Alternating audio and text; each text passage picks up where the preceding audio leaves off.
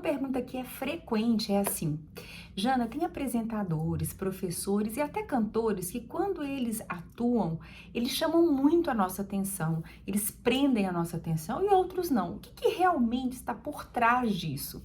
Então, o que eu posso dizer é assim, que a gente tem que prestar atenção em três pontos que são importantes, que é o que, o como e o quem. Como assim? O que é assim?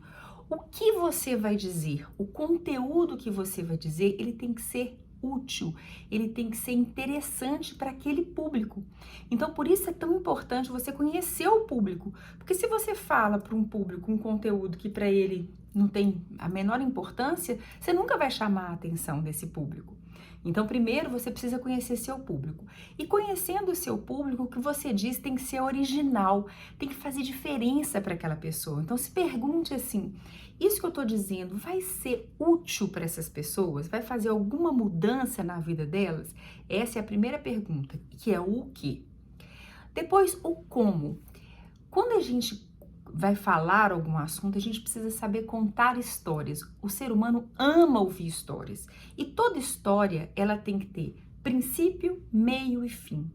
E para uma história ela envolver a gente, ela precisa ter detalhes, né? Ela precisa ter essa lógica do início, meio e fim, tem que ter um ápice ali e tem que ter detalhes. Então, quando você estiver conversando com o seu público, você precisa dar detalhes dessa história, porque senão você não envolve. Imagina que você está contando uma história para uma criança, você muda o seu tom de voz, você conta a história, o início, meio, fim, tem uma hora que aquilo fica ali a 1000 por hora, depois volta, né? Aí acaba que a criança começa a torcer por aquela história, e é a mesma coisa o ser humano, é a mesma coisa o adulto.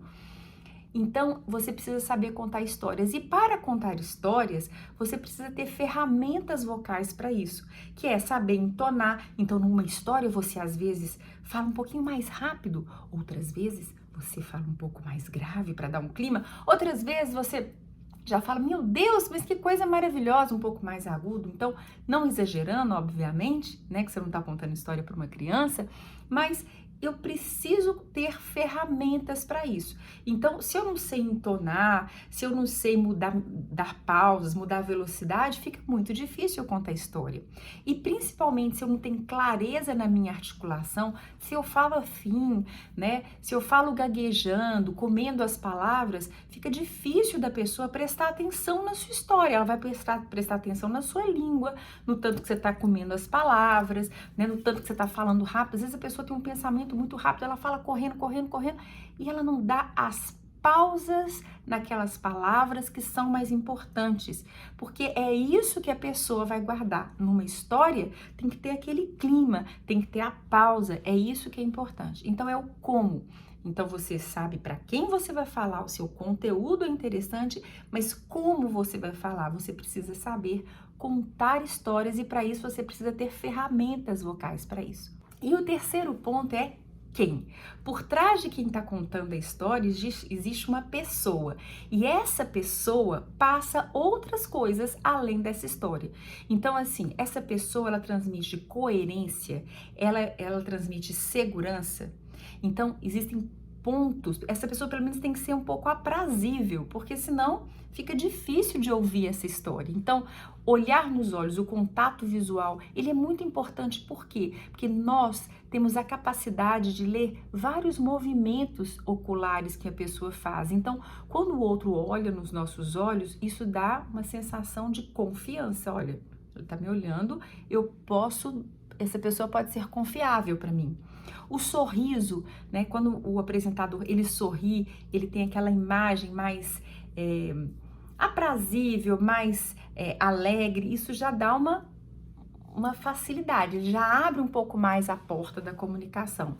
Mas mais do que o contato visual, mais do que o sorriso e a coerência, é a marca dessa pessoa. Que marca essa pessoa está passando? Né? Por trás do que ela está dizendo, ela também pelos gestos, pelo olhar, pelo cabelo, pela roupa e pela maneira de falar, ela passa algo que o outro vai, isso é bom de ver, eu queria ser assim, eu vou torcer por essa pessoa.